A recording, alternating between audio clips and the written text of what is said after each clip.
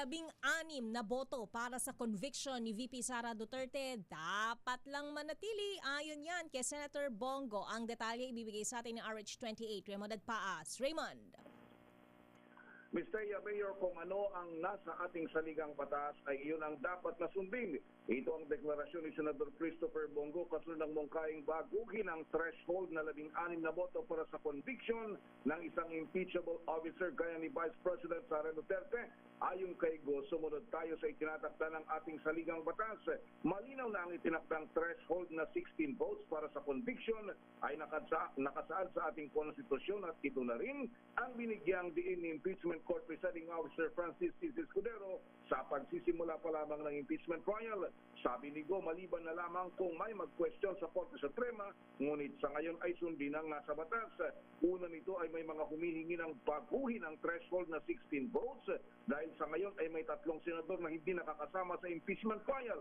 Nakakulong sina Senador Jingo Estrada at Senador Dante Marcoleta, habang missing in action naman si Senador Ronald Bato de la Rosa. Narito si Senador Bongo. Regarding the threshold issue, maybe I don't know kung kailangan umabot pa ito sa, maaaring umabot sa Supreme Court kung merong magre-reklamo at merong i-elevate nila sa Supreme Court yung threshold. But sa ngayon, may Constitution tayo, sundin natin. Yun naman po nakasaad sa Constitution kung ano yung threshold na 16. At yun naman po ang sinabi ng ating presiding officer dito na 16 po yung threshold. So, sundin natin yung batas, sundin natin ang Constitution. Si Senador Christopher Bongo, 19 na senador ang tumugon sa quorum call ngayong hapon kahit hindi maganda ang panahon.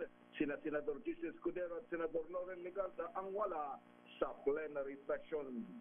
Ito si RH28, Raymond Adpaas para sa DZRH, una sa Pilipinas, una sa Pilipino.